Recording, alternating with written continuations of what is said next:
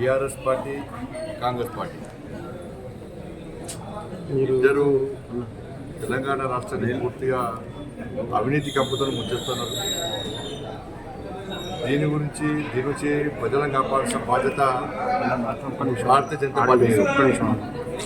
దానికి అనుగుణంగానే ఇలా భారతీయ జనతా పార్టీ ప్లాన్ ప్రకారం ముందుకు రావడానికి సిద్ధమైంది.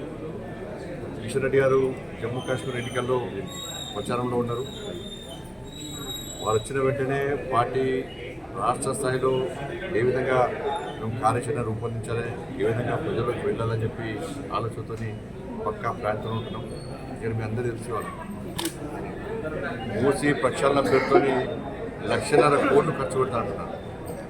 వాళ్ళేమో కాళేశ్వరం పేరుతో 1,00,000 కోట్లు ముంచిన ప్రజలు మారబెట్టిపోయారు.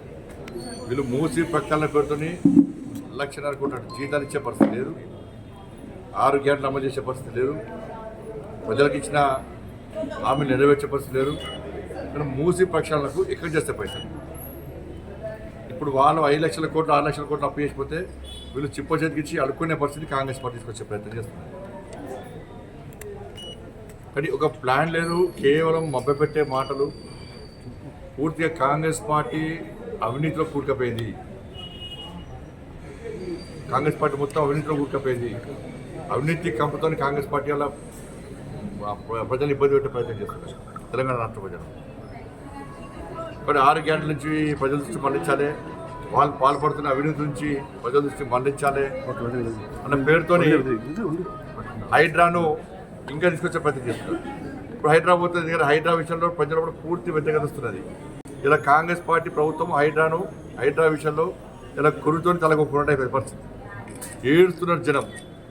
రోజు 2-3 వీడియోలు వస్తున్నాయి. ఆ వీడియోలు చూసి హైడ్రా బాధితులే కాదు, తెలంగాణ రాష్ట్రం కాదు, దేశవ్యాప్తంగా కూడా ప్రజలు కాంగ్రెస్ పార్టీ ప్రభుత్వ పాలన అసహించుకుంటున్నారు. ఇవాళ అన్ని డాక్యుమెంట్స్ ఉండి అన్ని అనుమతులు ప్రభుత్వమే ఇచ్చి పేదోళ్ళు ఇల్లు కట్టుకున్న ఇళ్లను గంట లోపల కూల్చి ఎలాంటి నోటీసులు కూడా కూల్చేయడము, ఇది ఎంతవరకు కరెక్ట్? ఇది నిలువ నీడ లేకుండా పేదోళ్ళు చేస్తున్నారు. ఇందిరమ్మ రాజ్యం అంటే ఇదేనా? కాంగ్రెస్ పార్టీ స్పష్టం చేయాలి. అంటే పేదల ఇల్లు కూల్చడం ఇందిరమ్మ రాజ్యమా? 6 గ్యారెంటీలు ఇస్తా అని చెప్పి హామీ ఇచ్చి మోసం చేయడం ఇందిరమ్మ రాజ్యమా? అవినీతితో మొత్తం కూరుకుపోవడమే ఇందిరమ్మ రాజ్యమా? ఏంది ఇందిరమ్మ రాజ్యం అంటే? కాబట్టి హైడ్రా విషయంలో భారతీయ జనతా పార్టీ వారం రోజులు కూడా ప్లాన్ మీటింగ్ చేస్తున్నాం. తప్పకుండా హైడ్రా విషయంలో మేము చాలా సీరియస్గా ప్లాన్ చేస్తున్నాము. నేను మళ్ళీ చెప్తున్నా, ఇలా ప్రజలకు భారతీయ జనతా పార్టీ ఆయుధంగా మారబోతున్నది. భారతీయ జనతా పార్టీ కార్యకర్తలు సిద్ధమవుతున్నారు, నాయకులు సిద్ధమవుతున్నారు. హైదరాబాద్లో కండగా ఉండడానికి ఈ రాక్షస ఆలోచనను, ఈ మూర్ఖత్వపు ఆలోచనను, ఈ దుర్మార్గపు మనసుతో పక్కకు పెట్టి ఒక మానవత్వంతో రాష్ట్ర ప్రభుత్వం ఆలోచించాలి. హైడ్రా విషయంలో వాళ్ళ ఇంట్లో కూర్చోవడం ఎంతవరకు సమంజసమో గుండె మీద చేసుకుని రాష్ట్ర ముఖ్యమంత్రి గారు ఆలోచించాలి. ఇలా ప్రజలు కూడా అంత వ్యతిరేకతస్తుంటే ఇలా ఒక్కొక్క మినిస్టర్ వచ్చి హైడ్రా మంచిదే అంటే రేపు వాళ్ళ కూడా కుటుంబాలను మీరు కట్టుకుని నిన్ను కూర్చొని ఎంత ఇబ్బంది ఉంటుంది? అరే కూల్చాల్సిన ఫామ్ హోల్ మాత్రం కూల్చారు, మేమనుకున్నాం హైడ్రా ఒక మంచి ఆలోచన ఉంది కదా, అరే మంచి ప్లాన్తో ప్రభుత్వం ఉన్నట్టున్నది, ఏం చెడు ఆలోచన ఏం లేనట్టుందో మేము అనుకున్నాం.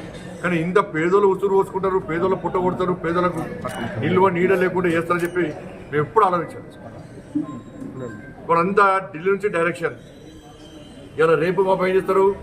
బీఆర్ఎస్ పార్టీ అయ్యప్ప సొసైటీ పేరుతో కొన్ని కూల్చింది, అది పైసలు తప్పి. ఇలా హైడ్రా పేరుతో చేస్తారు, ఇలా మెల్లగా దీన్ని క్లోజ్ చేస్తారు. ఇక క్లోజ్ చేయాల్సిందే, మరి వట్టే క్లోజ్ చేయరు. వీళ్ళు పెద్ద పెద్ద వ్యక్తుల దగ్గర నుంచి మళ్ళీ కలెక్షన్ చేస్తారు. కలెక్షన్ చేసి మళ్ళీ ఢిల్లీ పైసలు పంపాలి.